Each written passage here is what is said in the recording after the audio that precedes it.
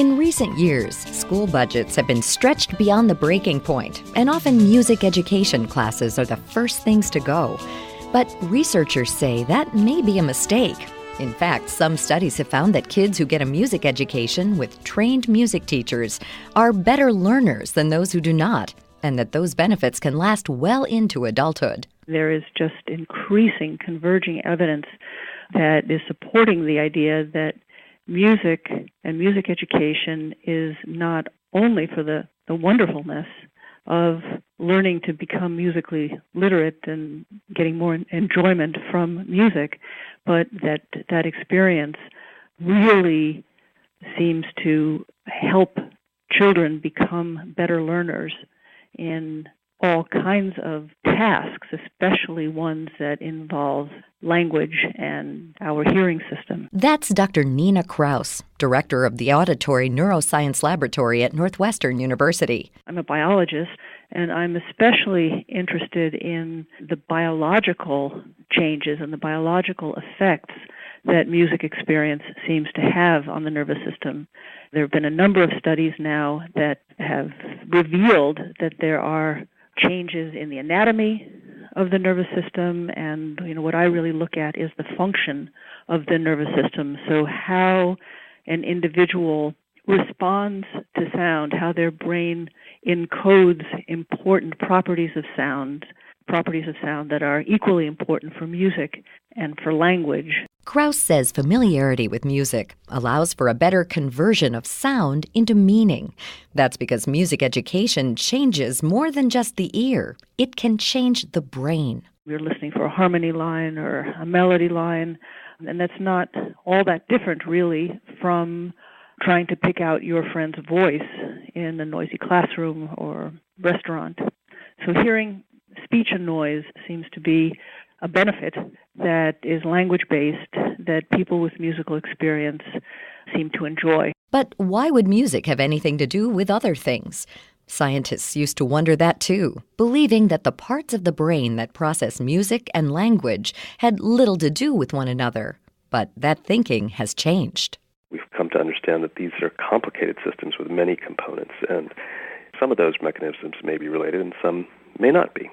So what's happened with closer scrutiny is that certain mechanisms do seem to be related, and some of the work that Dr. Kraus has done suggests that, for example, learning a musical instrument sharpens the way the brain processes the sounds of speech, which can have implications for things like development of reading abilities, development of hearing and noise, and also there are implications for memory and attention and so forth. So it's really a matter of breaking things into their components and trying to figure out component by component what's related and what's not. That's Dr. Anirudh Patel, Associate Professor of Psychology at Tufts University. There have just been a number of studies showing that people with musical training perform better on a number of verbal or linguistic tasks, including things like verbal short-term memory, picking up the sounds of a foreign language, with children developing linguistic reading skills, decoding emotion in the voice, and so forth.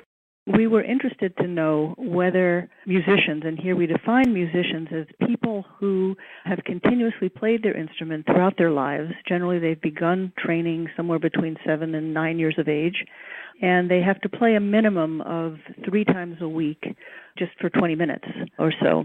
So we were interested to see if you had musical experience and you were a young adult, would you respond differently to emotional sounds? Armed with a bank of recorded sounds ranging from a crying baby to angry shouts to gasps of fear, Kraus found that trained musicians were better able to interpret emotional sounds than non-musicians. If you have musical experience, it's not as though there's a volume knob turned up and that all aspects of sound are just indiscriminately processed in a bigger and better manner.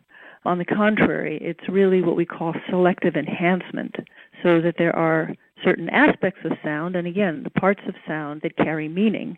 So in this baby cry, the aspects of sound that really carry the emotion were the aspects of sounds that were selectively enhanced in the musicians and not in people who didn't have musical experience. Kraus says those aspects of sound, such as pitch, timing, and timbre, have tremendous overlap with speech.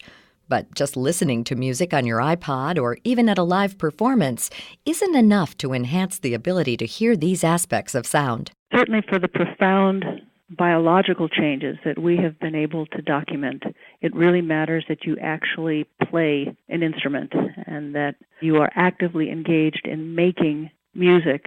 I like to say that you're not going to become physically fit by watching spectator sports. Krauss explains further that we learn faster and remember longer when the emotion areas of the brain are stimulated. In other words, she says, we learn what we care about. But musical changes in the brain don't help us only when we're little and trying to make sense of our teacher's words. They also help us later on. We've really been able to determine that people who continue to play music really do have these very important communication benefits, and we can see this very, very, very clearly in the biology where the musical experience is offsetting some of the effects, the deleterious effects of aging. Such as being able to depict speech in a noisy restaurant and remember details of the conversation. But Krauss wondered, will you get those benefits even if your last music lesson was 60 years ago? The answer, she found, is yes. Just a few years of music lessons enhance the adult brain's ability to encode sound. The changes to the brain are permanent. So, contrary to what you might have believed, those few years you played piano as a child have not gone to waste. We found that the brains of people who had even the mild amount of musical experience, so, less than 5 years, that this really did impact how their nervous system then extracted this very meaningful element of sound, the fundamental frequency, when their brains responded to the sound that we played. Krauss has shown that your brain's response to music is literally musical. That song you've been playing in your head, it's really there. Krauss was able to capture the brain waves of people listening to musical stimulation and then play those brain waves back through an amplifier. Now here's a scale played on a clarinet, followed by the brain waves of a musician replaying that sound mentally. Now remember that second scale was played just by the brain, and our brains can play more complicated songs too. How about this excerpt of the old Deep Purple song, Smoke on the Water, followed by a version played by the brain? Patel says musical training is also important for just plain old day-to-day people skills. Music is not only good for the brain in the sense of language skills or attention or other sorts of brain functions, but it also is a wonderful community-building tool. It's a way of teaching children how to do things cooperatively and produce things that are beautiful and meaningful and take pride in that. So I think there's many reasons to argue for keeping music in the schools, and I'd hope that the science can play one role in that.